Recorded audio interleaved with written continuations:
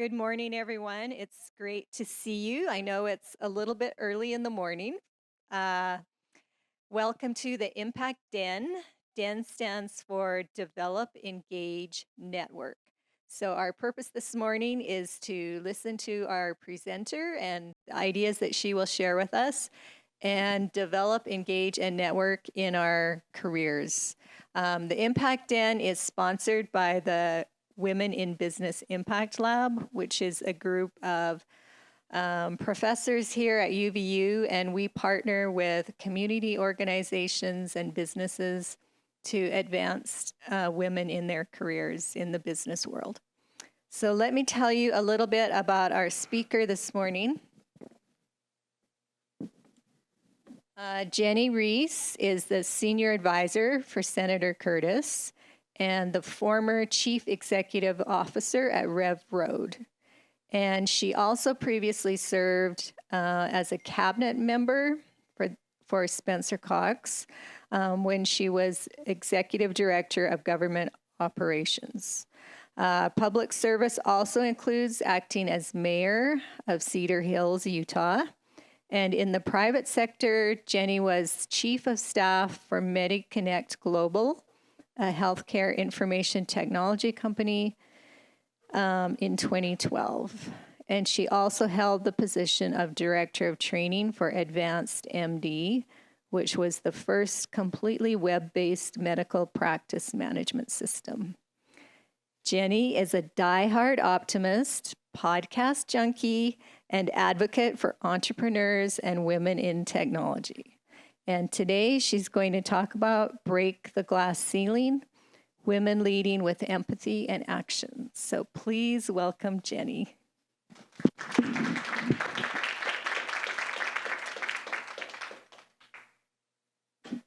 Thank you so much. I am thrilled to be here. I'm going to grab my laptop over here. Okay, so thank you, and it is very early in the morning, so thanks for being here and for the invitation from UVU. I am going to start a little bit with just sharing my career journey, and then I'll jump into some of those lessons I've learned, especially as it relates to leading with empathy, which I think is something that more and more businesses are really acknowledging and embracing as an essential need within leadership. As was mentioned, I have background in both the private and public sectors. And so I used an AI tool recently.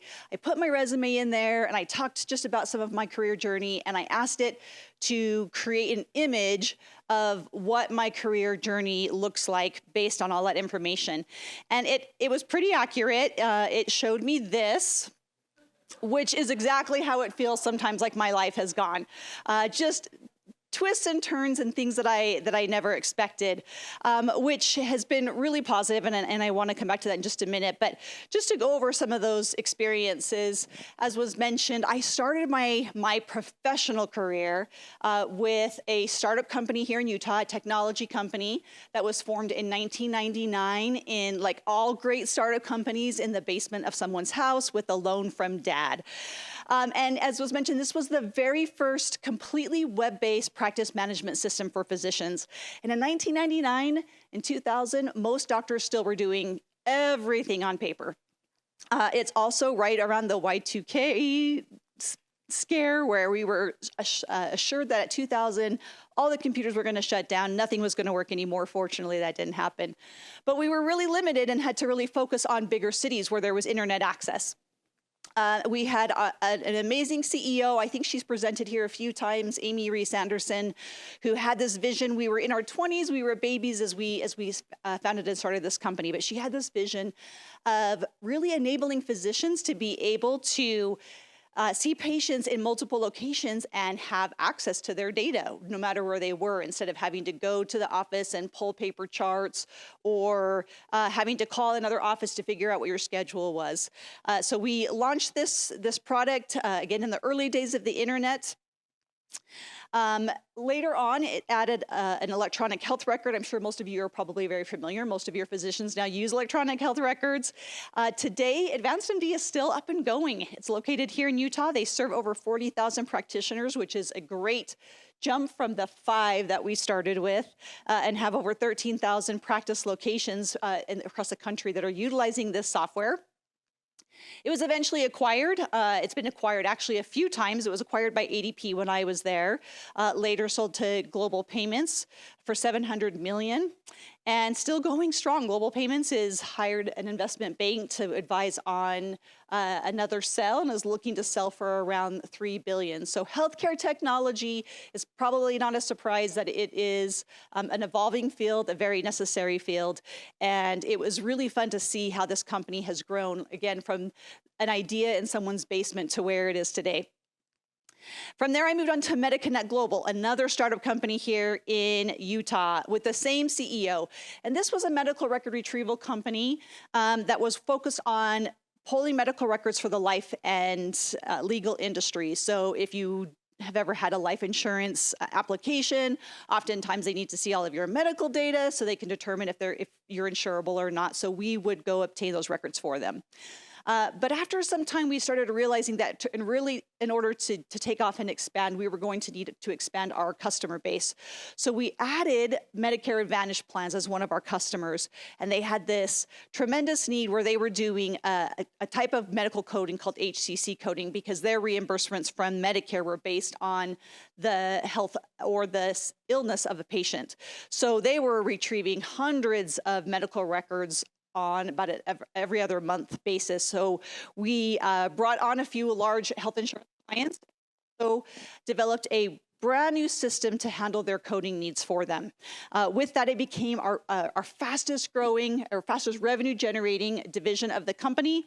And with that, as we were collecting all these medical records in our database, we had hundreds of thousands of de-identified medical record data, which is really helpful for pharmaceutical companies and other research entities that need that kind of data.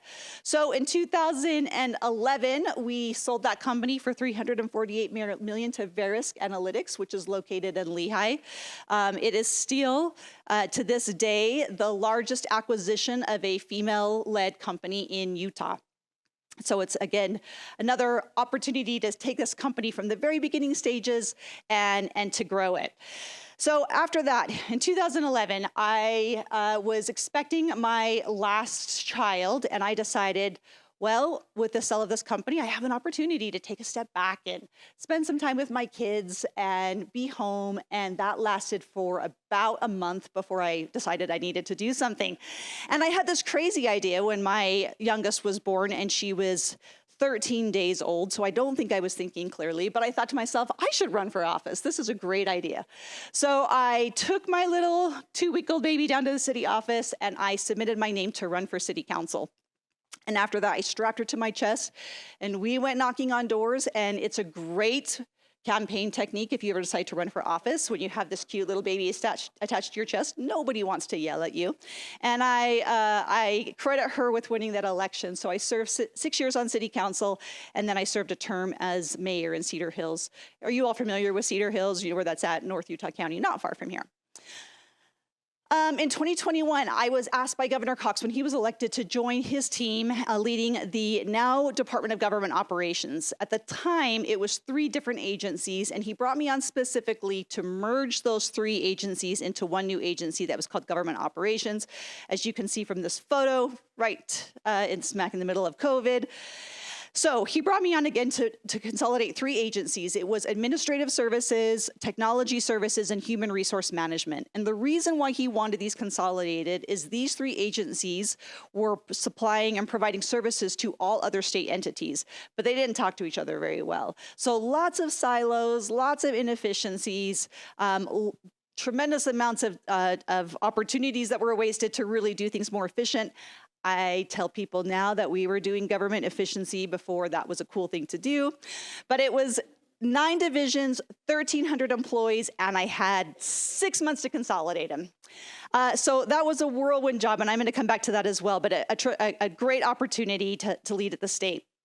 In 2023, after I had wrapped up that consolidation, decided to take a step back into the private sector. I met this amazing person by the name of Darren Hill, and he had started a venture services firm in Provo, Utah.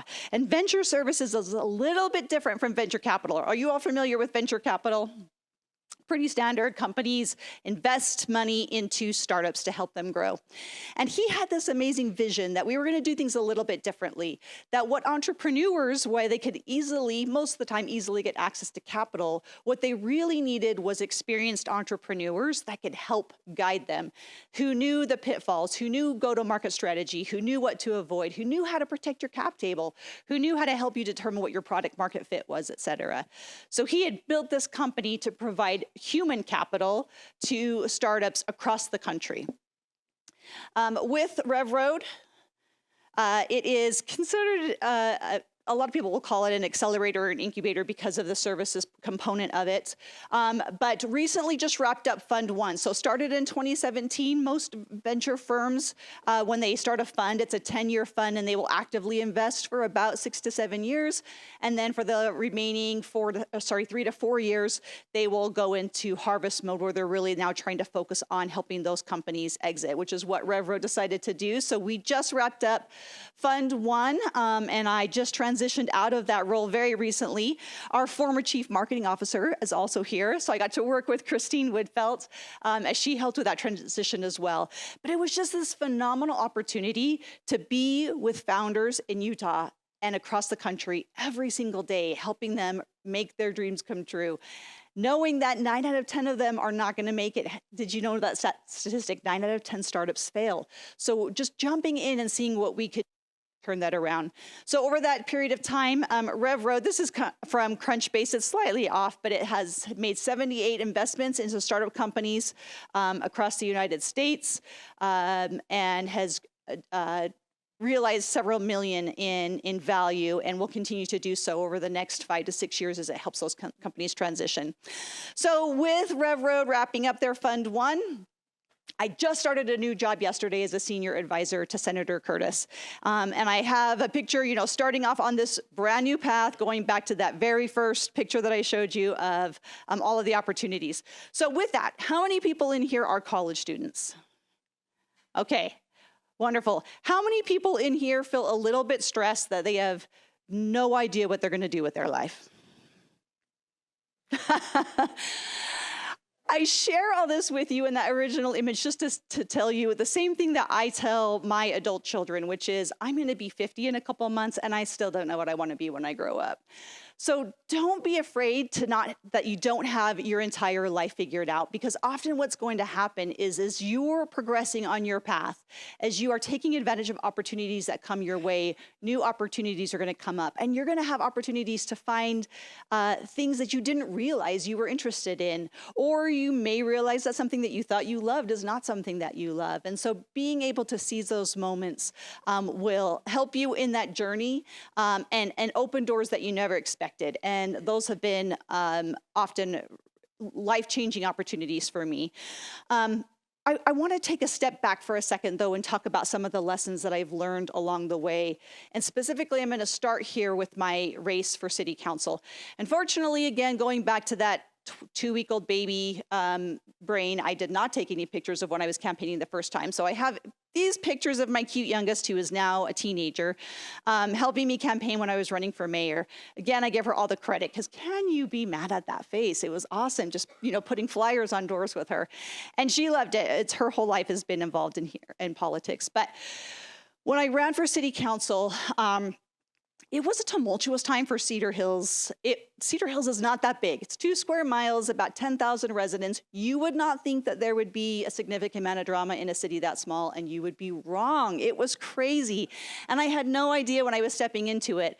I knew that I had what I felt were skills that I had developed in the business world that could be applied to Cedar Hills. I knew that there were some areas that they were struggling. I really didn't know how contentious some of the things were. But if you look at some of the headlines from 2011 in the Daily Herald and the Salt Lake Tribune, you'll see some of these things that were happening in our city. There were fights over the golf course. There were fights over elections and recounts demanded. We were asking for recounts in election again before that was a cool thing to do. We were fighting over petitions. We were fighting over whether or not alcohol should be allowed to be sold in the city. And so there was just these controversies that were really tearing neighbors apart. And it felt like two factions in the city on these different issues. And there was a really low trust in government. And so as I was out campaigning, even with this cute baby, I was also starting to see this fracture that existed in our community and how frustrated people were with their local government and just feeling like they weren't heard and the elected officials didn't care. And I'll be honest, at the end of that campaign, I was really tired. This was hard stuff to deal with. Your integrity is called into question. People who don't even know you are assuming things about you. And so I could see that it can be pretty easy to fall into this trap of just ignoring the people who are yelling. And I had an experience early on in my service that really changed my perspective. And it started with a notice like this. So because Cedar Hills is small, the staff, we only had about 27 full-time staff members. We didn't have a full-time PR department or communications. And because I had focused so much on that in the campaign, the mayor at the time had asked me to handle communications for the city, which I did. And that meant that my phone number and my email address were out there for all residents. And one day I had a citizen call me and ask if he could meet with me. And so we met, and he was so upset because he had gotten a notice like this on his door. And what this notice meant is he hadn't paid his water bill, and it was several months late, and so he was getting a shutoff notice to let him know that his water was going to be shut off. And he was very frustrated that this bright orange notice, was put on his door, and felt like the city was trying to bully him and embarrass him, and there had to be a better way than going about this. And so I listened to him and told him I would talk to city staff and that I would get back with him. So I met with city staff, and we talked through what that process looks like and how often you receive phone calls and emails and all of the things, and that this is generally a last resort. But then we also talked about, are there better ways? Are there better ways to engage with people so we don't have angry people when they get these notices? And we came up with some other ideas and thoughts. So I called him back and let him know that we really appreciated his feedback and that we were going to make some changes based on that.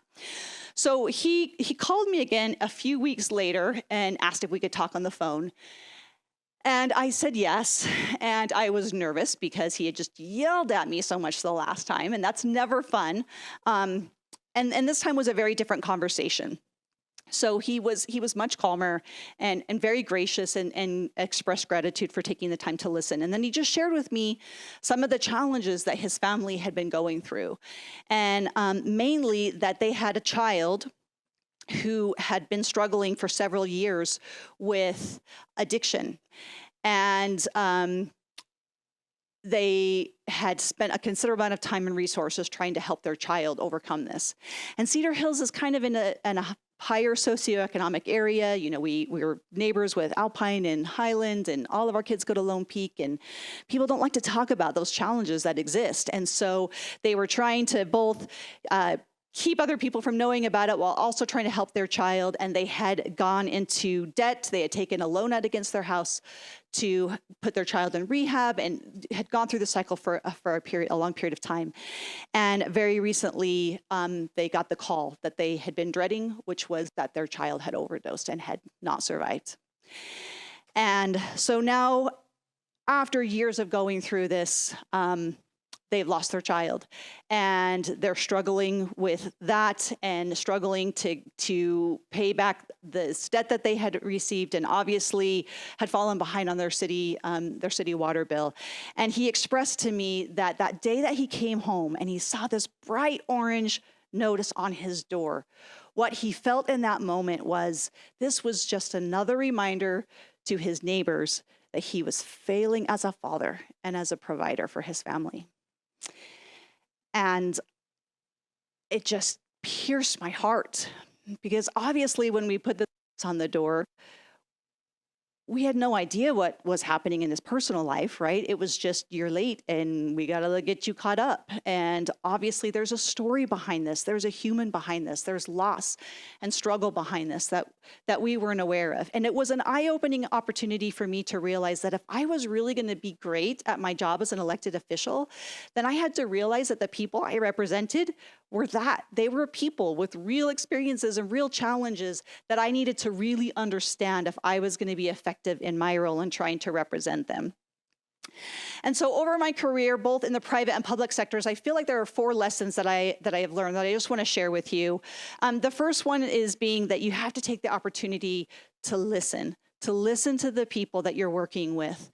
And if you're a leader, listening and providing safe space for the people who report into you, to be able to share those human aspects and to understand the challenges that they're going through. I love Peter Drucker. He has a lot of leadership lessons that you can look online, but this one he talks about a lot. Listening is not a skill, it's a discipline. All you have to do is keep your mouth shut, which means you're not just trying to excuse yourself. And in Cedar Hill specifically, as I mentioned, there was a lot of mistrust in government. And part of that is that there were citizens who were feeling like their elected officials weren't listening. They felt like there was a lack of transparency. There was clearly a lack of communication because a lot of the decisions the city were making were justified and were reasonable, but they weren't doing a good job of helping people understand, and they weren't listening to the frustrations that people were expressing. So when I took on this role and I had that experience, I talked a lot with my fellow council members and the mayor about what are we going to do with our citizens and help them feel heard and to actually address the issues that we're hearing. So we launched an aggressive citizen feedback and communications campaign where we started doing surveys. We actually went out and did citizen interviews at parks and at our family festival and at the Easter egg hunt where we knew people would be. Instead of just sending out a form for people to fill out, we decided to meet people where they are and have these conversations with them to really ascertain how residents were feeling. And then we started publishing more information like our State of the City report. We got social media accounts. It's a great place to be if you're, well, it's a great and awful place to be if you're an elected official. But we learned very quickly that if we really wanted to create that trust and we really wanted to hear residents, then we had to meet them where they were instead of just assuming they were going to come to city council meeting. How many of you have gone to your city council meetings? Yeah. That's pretty much right. Most people don't go. And in fact, the only times where we had a full city council chamber is back in the day when we had scouts coming to earn their citizenship in the community merit badge, and they were forced to come to a city council meeting. Most people don't come. And so expecting for the people to come to you to share their frustrations, their input was not a reasonable approach. So we needed to meet them where they were and engage that way. And I'm really proud to say that we saw progress with that. So a part of that survey is we started asking citizens, how would you rate the city on how we are communicating with you or attempting to communicate with you? And how well do you feel like your voice is heard by the city when you have a concern? And with this approach of really trying to listen and meeting people where they were, we saw that on that first question in 2011, 46% of citizens gave us a 4 or 5. In 2019, that jumped to 82% of our citizens. And on how well you feel like your voice is heard, in 2011, only 28% of our residents gave us a 4 or 5, and in 2019, 51%. So still work to be done for sure, but progress being made. And what do you think happened with that? As residents started to feel like they were heard, what happened in the city? Any thoughts?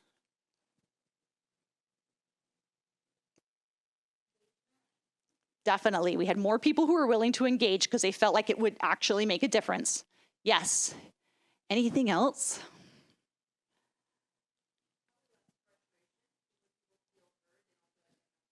Yes. That was a significant thing that we saw is less frustration. How many of you have seen Cedar Hills in the news recently? Yep. which is a good thing if you're a small city. That's not where you want to be. So having no news articles published about you as a small city is a great thing. It really lowered that contention. And it made it so our elections were no longer contentious. And this fighting in between neighbors really settled and went away. And we also had more people with that engagement who were willing to show up and volunteer at various events and become more engaged, because it didn't feel like it was a fight anymore. It felt like this is where I want to be and where I want to contribute. The second one is to understand. Love Stephen R. Covey. Have you all read 7 Habits of Highly Effective People? If you haven't, I recommend it highly. Love his book, and it's really great leadership principles for not only leaders, but parents and spouses and anything else in your life. Love this one of his, seek first to understand and then good. I will share with you my 25-year-old daughter, when she was in 3rd grade, she attended a school nearby that was a Leader in Me school. And what a Leader in Me school is it's a school that implements the 7 habits into their curriculum. And the only time I wasn't happy with Stephen Covey is she had come home one time, and I don't even remember what the thing was, but I'm battling with my 3rd grader over something, probably homework. And at one point she got so frustrated with me and she said, "Mom, you do not seek first to understand." And I thought, she's using it against me. But how important it is that we take time to understand those that we're working with. And as leaders, the ones that we have been given the awesome responsibility to have stewardship over. So going back into one of my opportunities here, as I mentioned, joining Governor Cox's cabinet and consolidating 3 agencies. So I started in January. The legislative session runs from about mid-January to the beginning of March. It's happening right now. If you ever want to live the wonderful chaos of government, go to the state capitol over the next couple of weeks. It's happening right now. And so the bill to consolidate these agencies was open in mid-January. It was signed into by the governor in March, and it became effective July 1. So like I said, a really fast transition to consolidate these agencies. And the reason why the governor, again, wanted to do that is he felt like some of these agencies had a really negative reputation with their customers, which were other state agencies. And again, lots of silos, lots of processes that were broken. And so one of the first things that we decided to do is to listening tour. And that's because when I came into this new agency, this government operations, and I had 1,300 amazing employees that had been working, many of them for the state for a long time. And I asked, why do we have such a bad reputation? Why are people so frustrated with us? Often they couldn't really give me an answer. They knew maybe certain things that had happened, but they didn't know the root or the reason behind all of frustration. And they were frustrated too, because here they were working really hard and feeling like everyone was mad at them. And so why? But nobody had really dived into that to figure out what the reason was. So we decided to go on a listening tour with all state agencies and just listen and understand from our customers. What is it that you're experiencing and how can we help? And so we came back with a variety of things. But one thing that I'm going to talk about today that was consistent across every state agency that we talked to was how frustrated they were with getting a computer when they had either a new employee start or a computer broke and they needed a new one. So if you had to guess, from the time that you placed an order to get a laptop, how many days did it take? 21. I heard somewhere else. 30. Any other guesses? Okay. So we gathered all this data, and what we found is on average, it took 77 days to get a computer from the time that you ordered it. And if you look at this progression here, it wasn't that it even took a long time to get it into the state. So it was 2 days to go through the approval process, a day to order it, a couple weeks to get it delivered, but then 59 days that it sat within a state agency before it was actually deployed to the employee. And while the fastest 25% were there within 19 days, which isn't awesome, but it's not horrible, the slowest 25% took over 107 days. So clearly, this is why people are frustrated and feel like government's really inefficient, right? If you have an employee that's starting and it's taking them 77 days to get their computer, how much work can they get done in that 77 days?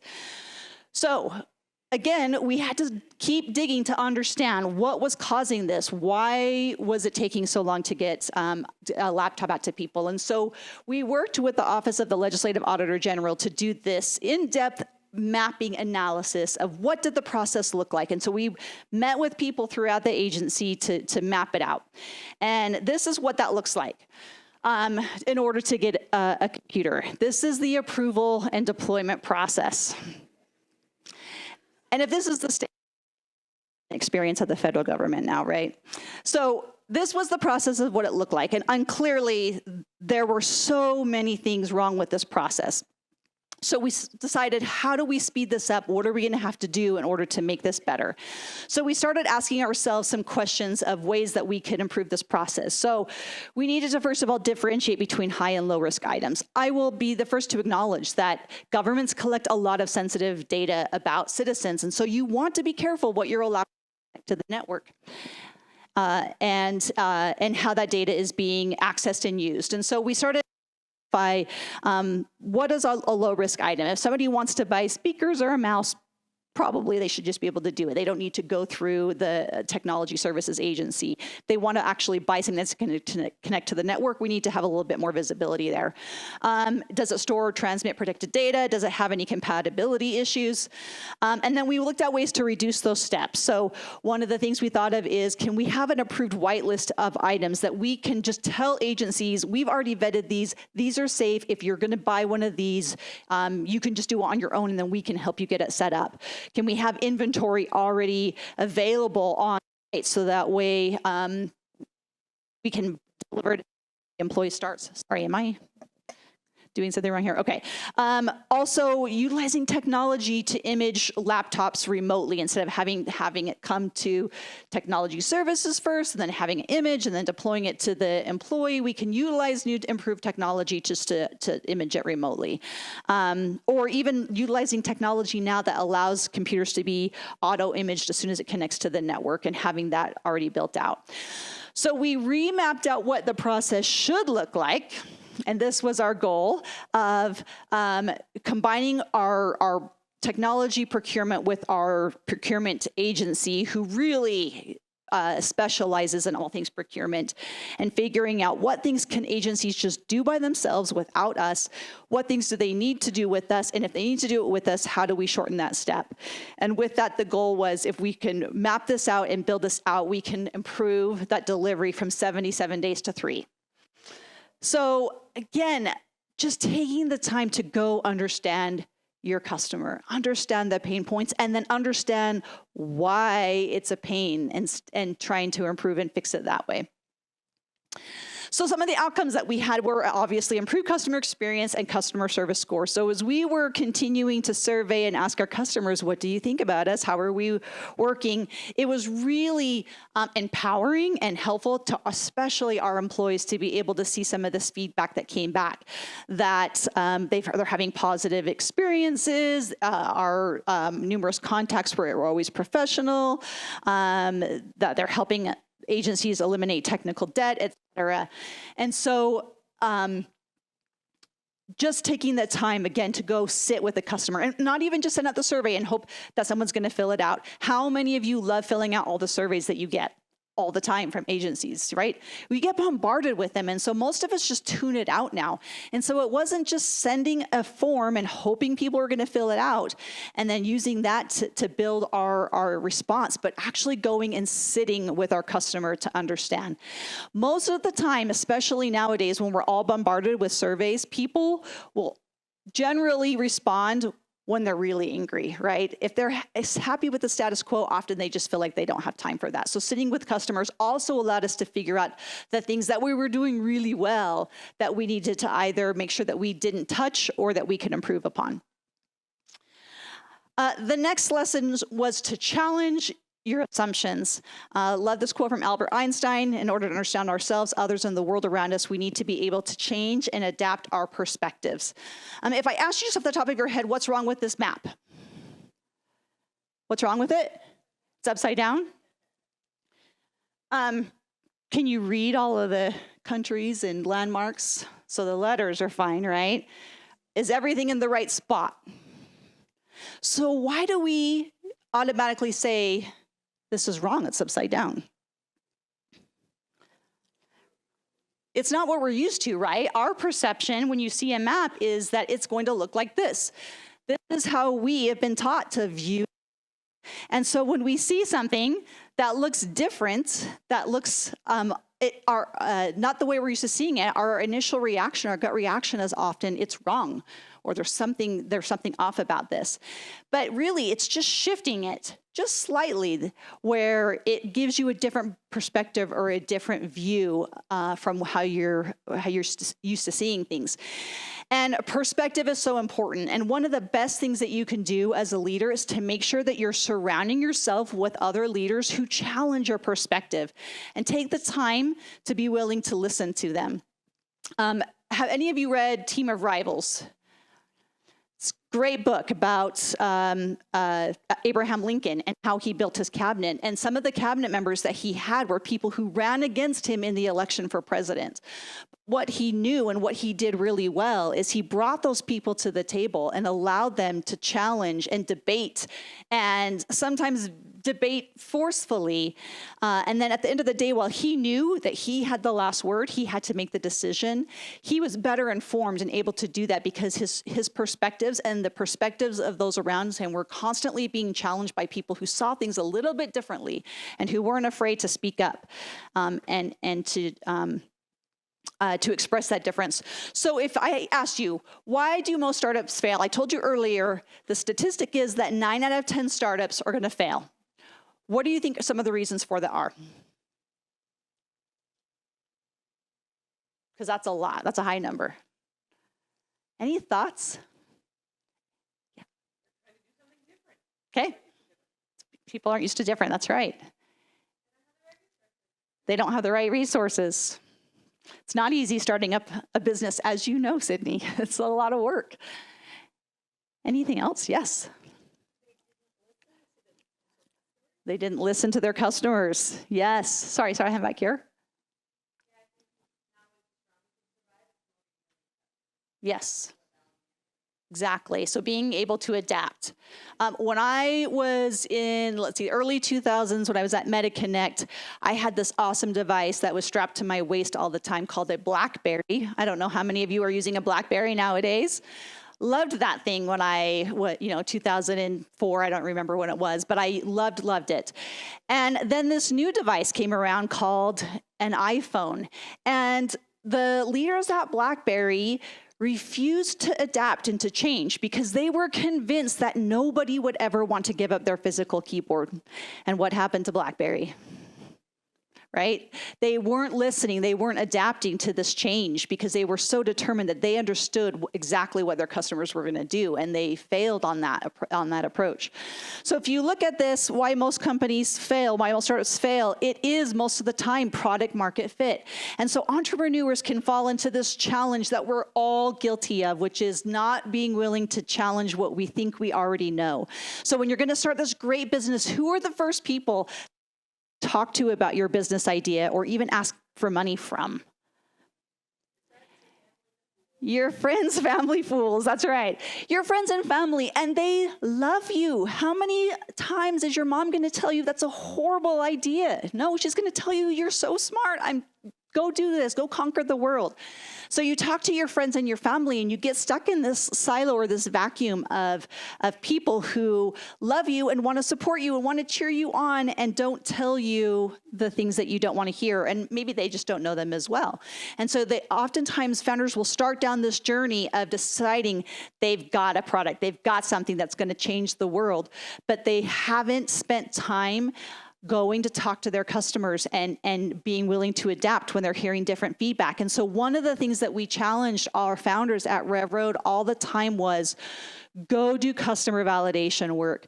Before you spend a ton of money and hire a big staff and take a bunch of money from venture capital folks that are going to change your cap table, make sure you understand that you have something that's actually going to work, but more importantly, that people are actually going to pay for. It's one thing to go talk to a bunch of customers and have them say, yeah, that's a great idea. I think you should do that. It's another thing when you say, will you actually give me money for this? Then oftentimes you're going to get a different answer.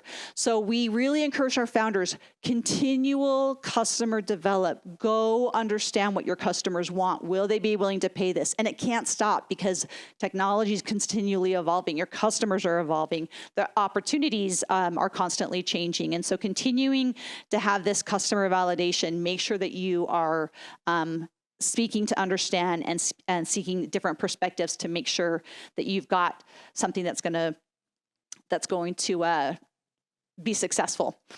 And then the last thing, and before I open it up for questions, is talking about the importance of just being willing to lead with that care and compassion. Jacinda is Prime Minister in New Zealand, and she was, I think, one of the few female leaders that actually gave birth while she's also leading a nation. And she talks about this. One of the criticisms I've faced over the years is that I'm not aggressive enough or assertive enough, or maybe somehow because I'm empathetic and I'm weak. I totally rebel against that. I refuse to believe you cannot be both compassionate and strong. One of the things that I have loved seeing in my career, both in the private and public sectors, is the way that women are showing up in leadership roles and bringing that empathy, bringing that compassion with them, and the way that it's changing workforces. And I will tell you, if you have an opportunity, you should definitely go talk to Christine, because she is one of those female leaders that emulates that. Time and time again, I heard from people who reported into her how much they valued not only her brilliance in marketing, but also her willingness to care about her employees and help them grow. So 2 books I just want to recommend that have really influenced my approach to this. The first one is Leaders Eat Last by Simon Sinek. He titled it this after he talked about meeting with a general in the Army. Actually, I think it was the Marines. Anyway, he met with a leader, and he was talking to them about how do you bring troops together, because you've got to build not only people who are really good at what they do, but you've got to build teams in the military. You can't go into a war zone and have people who are fighting amongst each other or questioning leaders. And so how do you bring a cohesion to your team? And they shared with them some thoughts, but one of those was the dining time, when, especially in boot camp. So if you go into the dining hall, I think they actually call it the mess hall, but dining hall sounds better to me. Anyway, when you go into when it's time to eat, when you walk into that area, you'll see that the leaders are standing against the wall, and new recruits, they are served first and they eat first.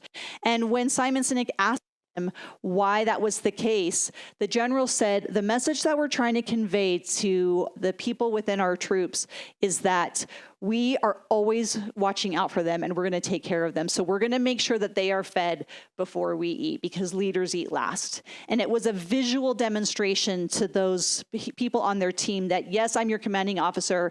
Yes, I'm probably going to yell. Yes, this is going to be hard, but I want you to know at the end of the day that I have your back, and I'm going to make sure that you're taken care of. And so I love that the title of this book, and that's really what his focus is on. If you're going to pull a team together, that leaders need to demonstrate and show the people who report to them that they genuinely care about them as people. It's not just about meeting your numbers for that month. It's not just about making sure that you're paying your water bill on time. It's understanding the human component behind it that impacts how people show up day in and day out.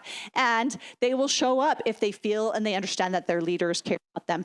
I don't know if I'm allowed to say this word, but this book came out last year, and I love it. I highly recommend it. It's a newer book, but it's talking about this challenge, like the Prime Minister was mentioning as well, that there is often this perception or this feel that you can't show up and both be capable and caring. And so the author of this book talks about how she really challenges that approach, and how actually to be an effective leader, you have to be capable and caring, that you can be assertive and warm, that you know what you're doing, that you're good at it, but that you also genuinely care about others, and that this combination of assertiveness and warmth is powerful, and it's the best way to earn respect from others. How many of you have had that boss that you show up to work and you know they don't care about you as an individual at all? Yeah, And how motivated are you to show up and help them look good as a leader? You're not, right? Because they're not seeing you as an individual. They're not bringing that empathy and that compassion. I have worked for bosses like that myself. I've also worked for some tremendous leaders who got to know me at an individual level, who knew the names of my kids, and who demonstrated that they genuinely cared not just about what I was contributing to the team, but how my life was going as well. And I will tell you from personal experience, I would bend over backwards for those leaders because they were investing as much into me as they were in the organization. Another quote from Peter Drucker that I love: culture eats strategy for breakfast.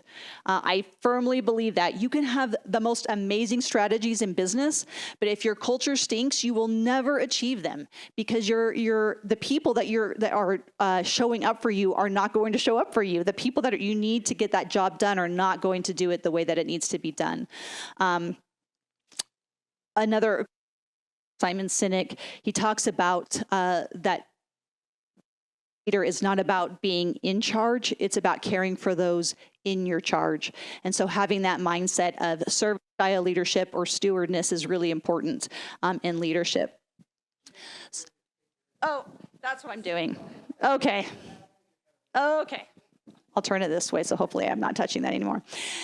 So those are really the four key lessons I've learned, and it both in the private and public sector, is that you can show up with care and compassion, that the best way to lead is to listen, to seek to understand, to care about those that you're working with, that you're working for, and those that you serve, and that there's not this either showing up with compassion or being really great at your job, that you can do both, and those are the most effective leaders. So I am happy now to answer any questions that you have.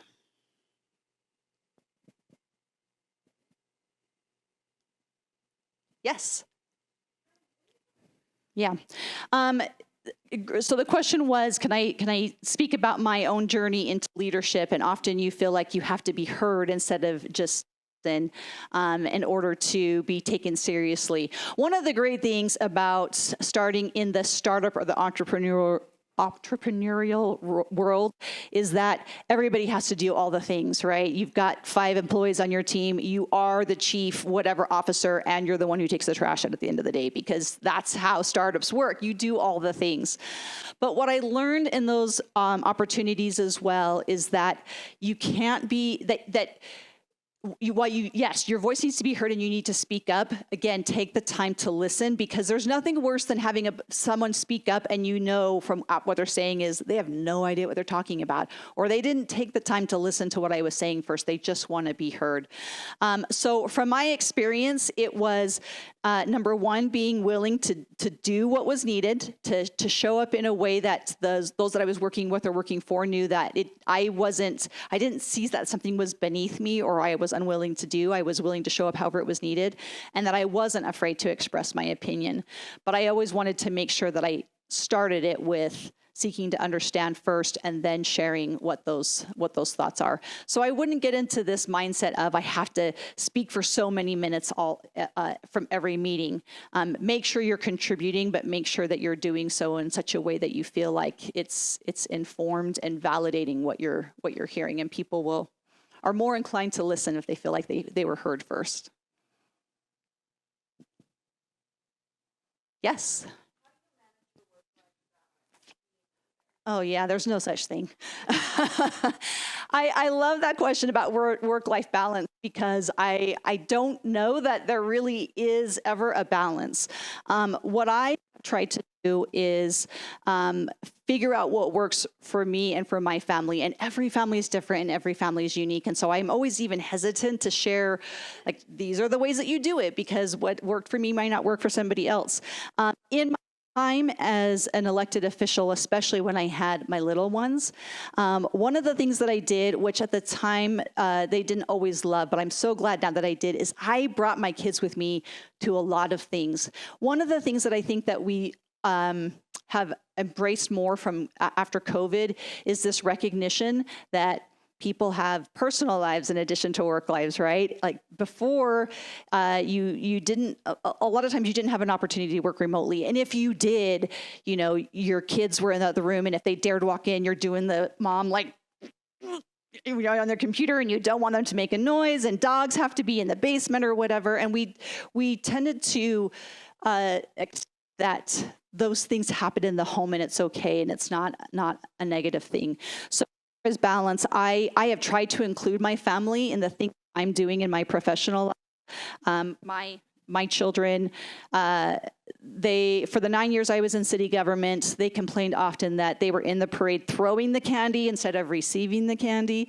But it was a great opportunity for them to serve and to also see me in action and doing things. I have 4 children. I have 3 daughters. And one of the messages I really wanted to convey to them is to embrace their and, meaning you can be a mom and a city council member and a mayor and a CEO and a writer and an artist and whatever it is that you want to be, and bringing them with me so they could actually see it in action was important. So that was one of the things that I did to balance that, is just to include them as much as I can, which allowed me to have more time with them, but also allowed them to have visibility into what that looks like. I don't do a good job separating my 2 lives, and I don't want to, because I want my daughters especially to see what that looks like, and that it sometimes is stressful. And sometimes I do have dirty dishes at night in the sink, and I'm not going to worry about it. Like, you have to just prioritize for the day what you're gonna focus on. One of my favorite experiences with my youngest, I was the mayor of Cedar Hills, and she was in 2nd grade. At the end of the year, they have a field day, and they're always asking for parents to volunteer. And so I showed up to volunteer that day, and she loved to tell everybody that her mom was the mayor. Everybody in her school knew. And so I had this 8-year-old girl come up to me at field day, and she said, "Are you really the mayor here?" And I said, "I am." And she looked at me and she goes, "You just look like a regular mom." And I loved being able to say to her, you know what? Regular moms can be mayors too. And so just blending, I blend my 2 quite a bit, and then just let go of the things that are not as important that day. Thanks. Yes. Yeah. That's a great question. So the question was, if you are at a point in your life where you can't contribute as many hours, you can't be there all night long, you can't be on the weekends because you have a home life that you need to be there for, and you feel like it's holding you back, how do you approach that, and how do you overcome it? This is where I think it is incumbent on leaders to see that and recognize it, and leaders have to be the ones that take charge there. I would definitely recommend that you raise that issue. I think oftentimes, sometimes we as leaders, we get so focused again on the numbers, right? I've got to hit these metrics because I'm reporting up to my board of directors or whatever the case is. I have to hit these metrics. And so all I'm looking at is who is able to put in all of the extra work. And again, we lose that human component of it. We lose the opportunities to recognize others in our organizations that are contributing and helping us be successful, but maybe they're not as visible because they're not there at night or the weekend. So I think we have to be willing to share some of those challenges with leaders themselves. Yeah, I promise I'm not touching the button. Okay.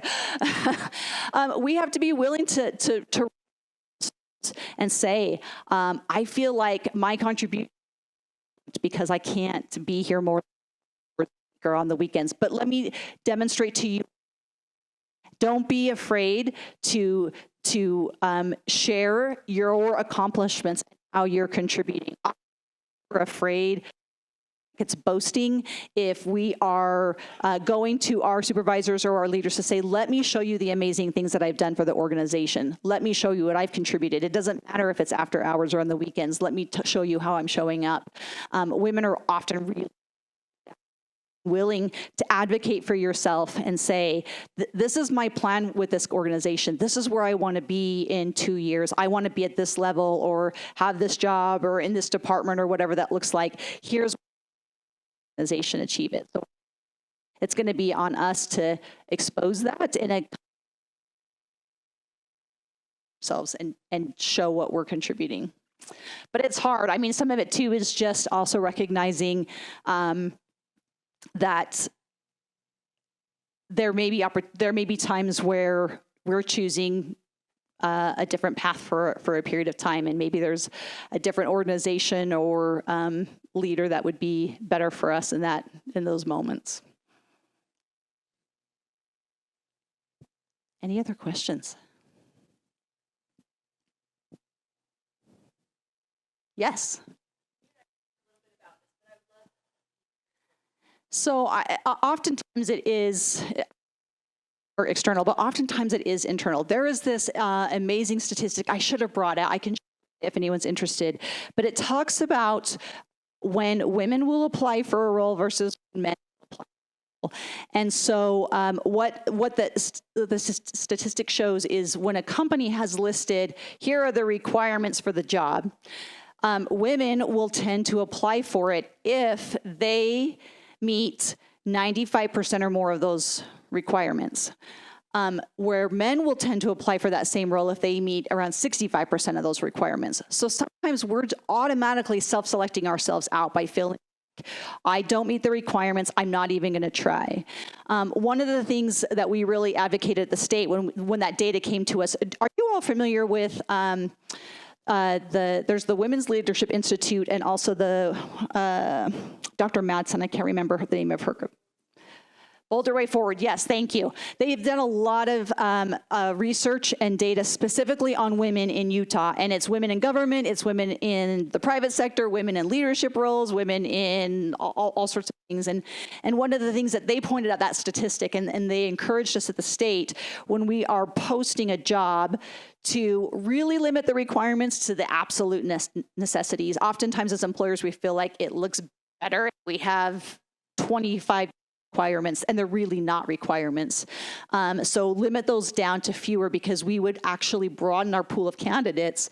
We would have more women apply if we didn't come across as, you've got to meet this long list of things in order to be eligible for this. So one of the things is being willing to, again, just put ourselves out there and apply for it, even if we don't feel like we're going to meet 90% of the requirements. So one of them is definitely internal. And then I think from the external perspective, it goes back to what I shared, which is we are often afraid to tout our accomplishments or to talk about ourselves because it feels icky. It feels better to have somebody else talk good about you. It feels boastful or egotistical if we walk into a meeting with our supervisor wanting to seek a raise and showing all the things that we've accomplished.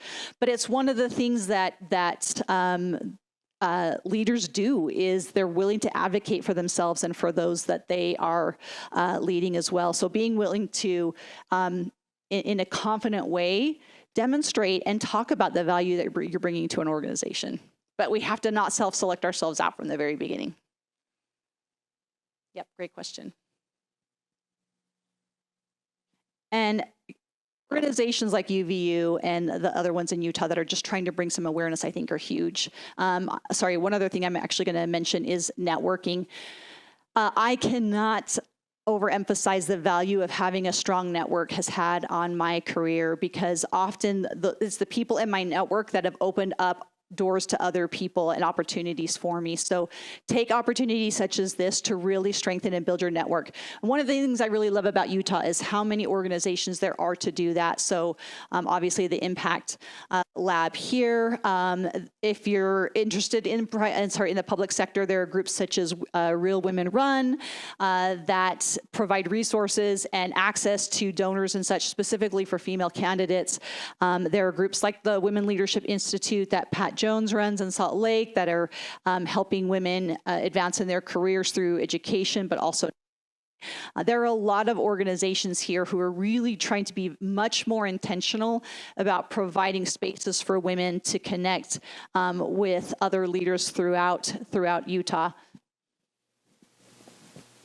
Yes. So you mentioned these things, and we had one here at UVU, but then HB 261 shot it down. And it's so frustrating. Yeah. It is frustrating. I share that. It's strange to me how much that has gone in a completely opposite direction.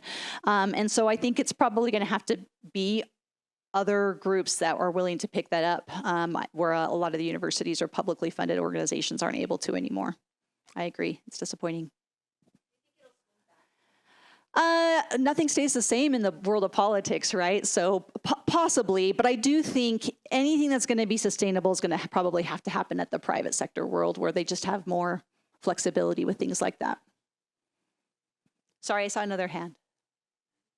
Yes, absolutely. So going back to WLI, they have a whole curriculum and focus on male allyship, because I completely agree. It can't just be women who are working toward this. We have to have men who are allies as well. So they have a whole section that's devoted to that. Completely agree. That is such a frustrating example that you gave. One of the things that I've often shared in my roles is, if I am not willing to meet with somebody of the opposite gender, that I'm not going to meet with people of the same gender either, because we can't create those barriers to opportunity, right? So again, I don't think it has to just be women's organizations. If you are not on, and I'm coming at this from especially a startup entrepreneurial perspective, there are so many events that are posted on places like Eventbrite and Silicon Slopes and things like that, where they're not gender specific, but they are networking opportunities. And there are organizations like Silicon Slopes who have really been intentional about creating just opportunities for people to gather. And I don't remember how many times did we find things on Eventbrite that were just groups here in Utah that were having networking opportunities. Often they're free. And you can set them up for your specific industry or within a geographic location, et cetera. And so I have tried to just make it, and I will tell you, I am an introvert. I do not love networking. I walk in some of these opportunities and I'm like, take a deep breath. I'm going to go talk to strangers. It's going to be okay. But I know it's essential to my career growth as well. It's often who you know and being able to talk about what you're passionate about, or things that you're looking to do. So utilizing those resources in Utah, not just female resources, but anything within the world that you're interested in. There are lots of groups that are trying to bring people, like-minded people, together. And fortunately, especially groups like Silicon Slopes, I'm seeing a lot of them who are looking to identify and bring attention to the importance of male allyship in these and addressing a lot of these challenges. So, and I'm always happy if you're interested in specific groups, like feel free to shoot me an email. I'm always happy to make introductions and to also refer people to the groups that I think have been helpful for me. Besides Silicon Slopes, I'm trying to remember the other ones that Women Tech Council, yes. So Sid Tetro actually lives in Cedar Hills, and she started the Women Technology Council, 10 years or so ago. So obviously focused on women in the technology sector, but also a lot on male allyship as well. So anyway, there are a lot of organizations that are really trying to bring attention to that and help bring people together. Yes. Postpartum pregnancy crazy brain. No, it's such an interesting story, because I never thought I would run for office. It was never on my list of things to do. And I just, as I mentioned, we had sold the company and my youngest was just born, and I was excited for the opportunity to not be working every night and on the weekends in the startup world. Often it's a lot of hours, especially as you're getting ready to sell a company. It's a lot of work. And so I was looking forward to this opportunity to take a bit of a step back, but I still wanted to be engaged. And at Cedar Hills at the time, as I mentioned, there was quite a bit of controversy. And I felt like there were things that I could bring to the table to help address some of those issues. And so for me, it was more of a community service aspect of bringing the talents that I had to help resolve some of those issues. And I, at the time, thought I'll do a term and then go on my merry way. But I ended up loving it. I am a very mission-driven person. We talk in the entrepreneur world that sometimes people are often either mission-driven or profit-driven. I am definitely more mission driven. It's one of the things I loved about Rev Road is we weren't just writing checks. We were investing our time and our experience into these founders. And so for me, it was an opportunity to give back. And I loved it. It was challenging at times. I was the mayor in 2020, so being a mayor in COVID, not a fun time. Half the city is mad at you because you're not doing enough, and the other half is mad because they feel like you're trampling on their rights. And so it's a very challenging time, but it was also a great opportunity to engage with people in my community I never would have otherwise talked to, and an opportunity to really understand and appreciate that the things that happen in your local government far impact your day-to-day more than anything that happens at the federal level. So everyone should pay attention to what your city council is doing, because those are the roads you drive on, the schools your kids are going to, the stores that you're going to have in your community, the streets and how they're plowed when the snow comes down, et cetera. All those things are impacting you far more. So I loved it. Other than campaigning, I did not love campaigning. Anything else? Well, thank you for the invitation. I love being able just to share some of my experiences. Like I mentioned at the beginning, I just had these incredible opportunities that have come my way that I didn't plan for, and sometimes the best opportunities, like being mayor, are the things that aren't on your bucket list. But I've had the opportunity just to take advantage of some of those doors that have been opened for me, and am excited to share that journey. And happy to be here today. And feel free to reach out if I can ever introduce you to a network or somebody that you would like to connect with, or help you in your journey in any way. Thanks for letting me be here.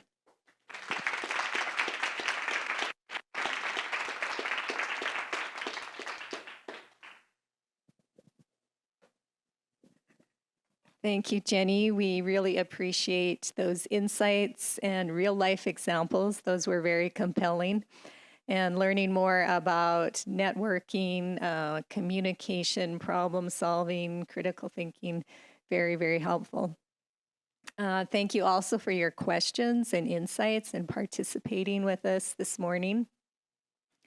Our next event is March 19th, and the speaker is Carrie Hill. So we'd like to invite you to return and join us for that. And I hate to say this, but we actually have a survey that we'll be sending you. We have actually talked to participants in the past to get more understanding of what would be helpful for them in terms of our events and interactions and the research we do. And maybe we'll have another one of those sessions in the future, but we will be sending out a survey, excuse me, just to get some insights from you. And if any of you have ideas for speakers, those would be welcome. Or if any of you might want to speak to us and share some of your expertise, that would be great. We welcome men, so we could increase the number of men we have. So yeah, reach out. I'm Maureen Andrade. I'm the interim director of the WBIL, so you can contact me. Thank you very much, and hope to see you next month.